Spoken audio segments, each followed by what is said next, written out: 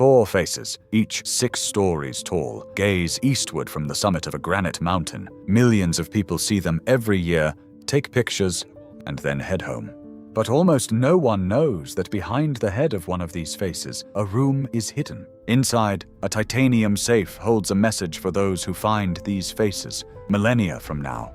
When our civilization vanishes and cities turn to dust, these 4 faces will remain. And the one who finds them will be able to open the safe and read who we were. This is not science fiction. It's real engineering history, born from desperation.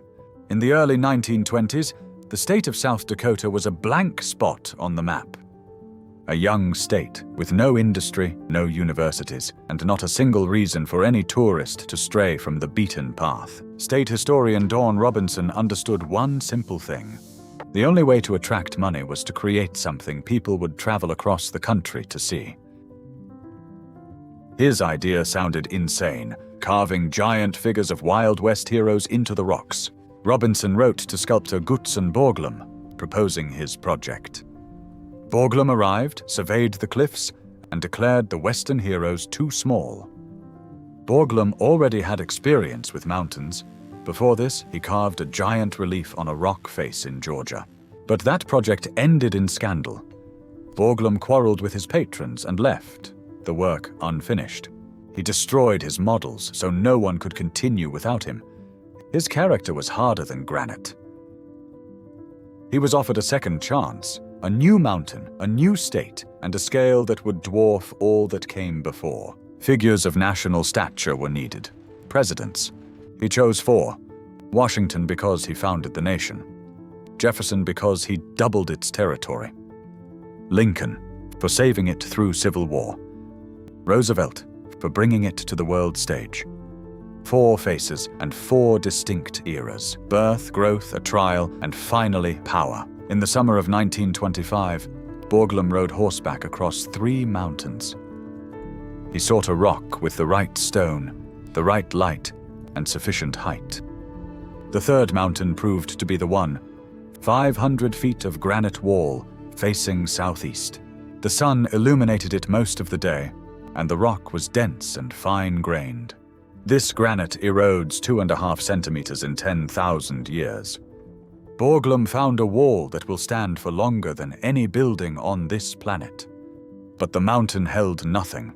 No roads, no power, no way to reach the summit. Imagine for a moment, how do you carve a house-sized face into a cliff face you cannot approach? First, they carved a road. Then, they built a staircase of 506 steps and 45 ramps.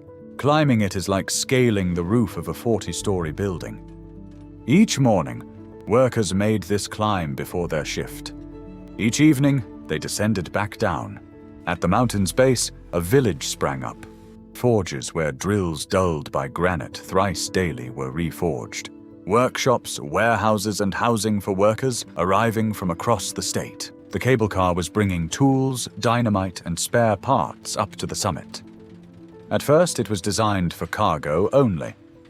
But then a safety engineer reinforced the frame and added a brake. Then people too began to ride the cable car, saving their strength on the stairs. Workers had to be at the summit by 7 in the morning. Borglum fired any latecomers without question. He was known for his incredibly harsh temper. He once fired a man just for singing while he was working. Now the main engineering challenge arose. Borglum had a plaster model of the 4 presidents. This 1.5-meter model. Each centimeter on it equaled 12 centimeters on the rock face. But how to transfer the precise proportions of a human face onto a 60-foot mountain wall? Borglum adopted a principle that ancient Greek sculptors used when they were copying statues. He created his own pointing machine and fitted identical devices to the model and the mountain. A metal rod at the center of the head, a horizontal ruler, and a plumb bob with a weight. The worker set the plumb bob on the model's point, noting 3 numbers: the angle from the central axis, the horizontal distance, and the depth from the crown. Each distance was then multiplied by 12, and the point marked on the rock with red paint. Red dots covered the entire wall, thousands of marks, each applied by hand. A single measurement error meant a crooked nose or a cross-eyed gaze the size of a passenger car. But what's truly astonishing isn't the method itself, it's the people who applied it. Borglum complained sculptors were impossible to find. The only ones who agreed were gold miners. They came to the Dakota Mountains seeking gold and found work on the rock. They'd never held a chisel, nor had they any idea who Michelangelo was.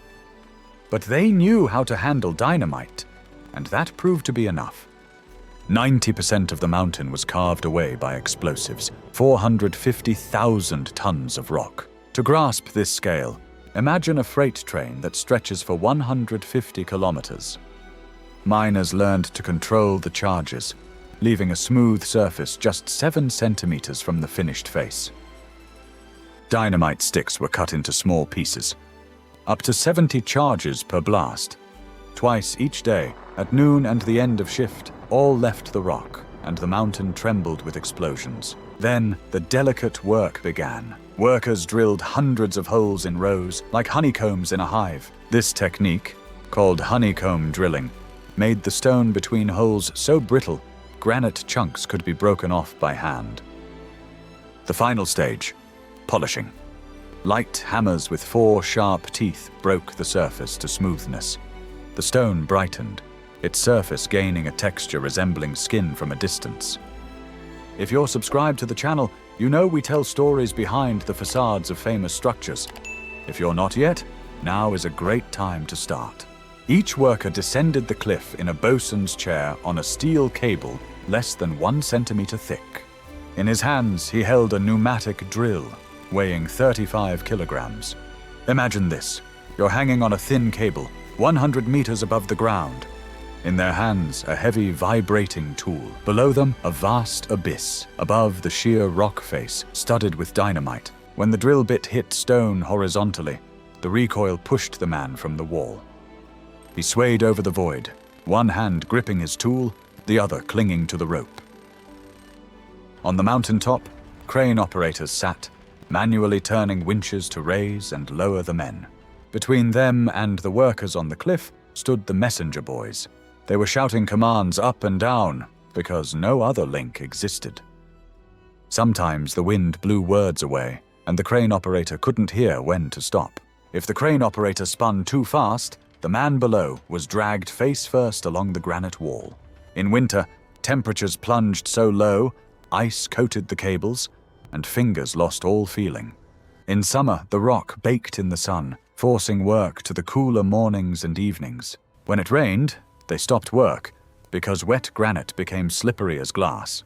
In 14 years, 400 people traversed the rock. Not one perished. Not one death during the entire construction. It seems impossible, but it's a confirmed fact. Among these workers was an Italian immigrant named Luigi Del Bianco.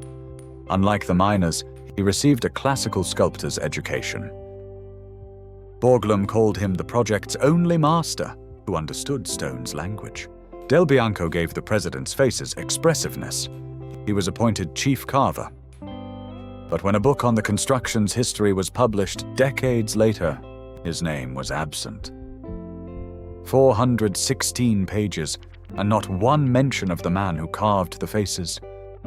His family learned of this and fought for recognition for decades. Justice was only restored in our time. Not everything on this mountain went to plan, and here begins the part they prefer not to remember. Washington was finished first. It took 7 years of work, and it was unveiled in 1934. Next came Jefferson.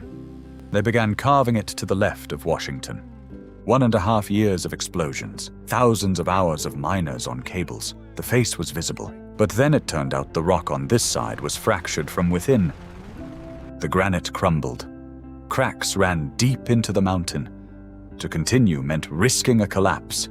Gutzon Borglum faced a half-finished face and made a decision that cost 1.5 years of labor. He ordered it all blown up, 1.5 years of work by 400 men, reduced to rubble in a single day. Imagine the reaction of the miners who had hung on this wall for 18 months, in any weather. Everything they had done was blown sky high by one man's command. and they returned the next day to start all over again. Jefferson was moved right behind Washington's shoulder. This is why he's peeking out from behind today. It's not an artistic choice. It's a scar from a disaster. For Roosevelt, they had to dig even deeper, carving 24 meters into the mountain. The rock dictated its terms. Borglum complied, for he had no other choice. But even after the failure with Jefferson, he created a detail that still amazes engineers. Look at the president's eyes. From several kilometers away, they appear alive. Each eye, 3.5 meters wide. That's the size of a small room. Washington's nose is 6 meters long, Lincoln's mouth, 5.5 meters. If you could climb inside an eye, you'd fit standing up with plenty of room left over. Inside each pupil, Borglum ordered an uncut granite cube left. This cube catches the sunlight, creating a glint, much like a reflection in a real eye. Without the cubes, the faces would be empty masks. With them, 4 presidents gaze directly at you, and Roosevelt appears to wear glasses, though no spectacles are on the rock. Borglum carved just a hint of a nose bridge and shadows beneath the eyes. The illusion works only from afar and vanishes completely when you draw near. What is harder, carving a face into a mountain or making stone gaze with living eyes? Everything you've learned so far inspires awe. Borglum's genius, the miner's courage, the precision of engineering. But this mountain has another story, and it changes everything. Before Borglum, the Lakota called this mountain Tunkan Sila Sakpa Paha, the mountain of 6 grandfathers. This was a sacred place. The Treaty of 1868 guaranteed the Lakota ownership of this land forever. Then gold was found in the mountains. The government broke the treaty, taking the land.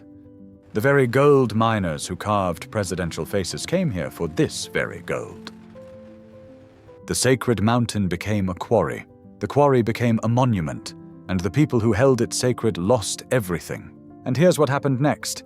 Just a few miles from Rushmore, a response is being built. Since 1948, a different monument has been standing here. The Crazy Horse Memorial, a Lakota warrior who fought for this land. It was begun by a sculptor who worked on Rushmore for just 19 days. He left after a quarrel with Borglum's son and decided to carve his own mountain. This memorial has been under construction for nearly 80 years. It remains unfinished. The sculptor's family fundamentally refuses any state funding. They build only on private donations, believing those who seized the land have no right to fund the memory of its defenders. When the memorial is finished, it will be the largest sculpture on the planet. A rider on horseback, hand pointing afar, to the land that was once his home. 2 monuments in the same mountains, one built by those who took the land, the other honors the one who fought for it.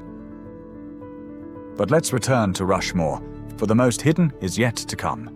In 1938, Borglum began carving a tunnel directly behind Lincoln's head. He envisioned the Hall of Records, a giant mountain vault for future civilizations. A stone staircase, 250 meters long, would lead to the hall's entrance.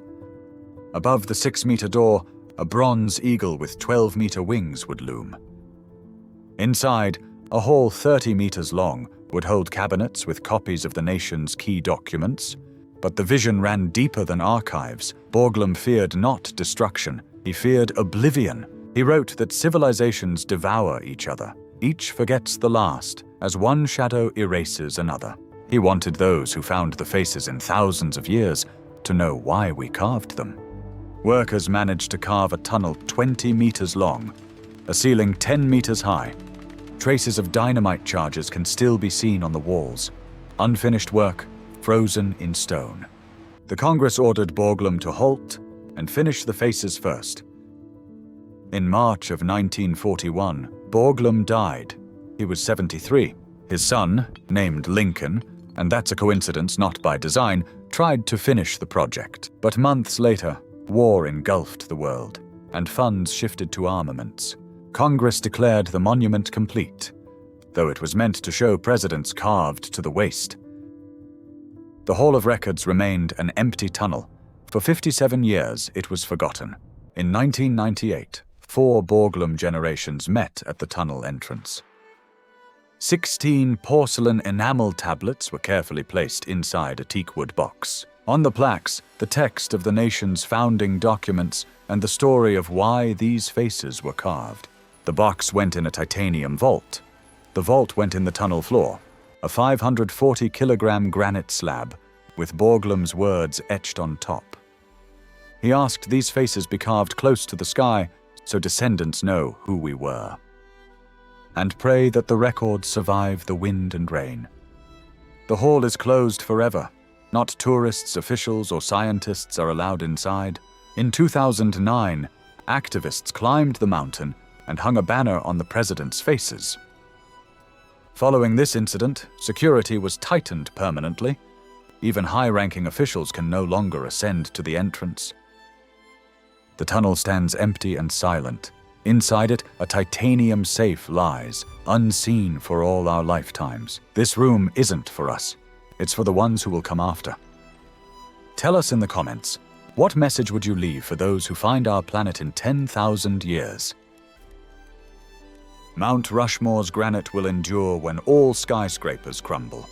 In 1,000 years, our roads will be overgrown. In 5,000, bridges will collapse. In 10,000 years, the last traces of concrete and steel will vanish. But 4 faces will lose just 2.5 centimeters. They won't even notice we're gone. They will gaze east, catching the dawn with granite eyes. One day, someone will find a door behind one of them. Open a safe, take out porcelain tablets, and read the words of those who believed they deserved remembrance. He won't know that one of the faces had to be blown up and started over. He won't know that miners hung on cables over the abyss every day for 14 years. He won't know of the Italian sculptor whose name was erased from history, or of the sacred mountain taken from those who lived here for thousands of years. He will see only 4 faces and a titanium vault, and that will be enough. Borglum was right. Every civilization forgets the one before it.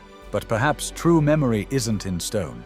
Perhaps it lies in what you managed to leave in another's heart while you were alive. If you're curious about the stories behind grand structures, subscribe. Here, we reveal what's hidden from view.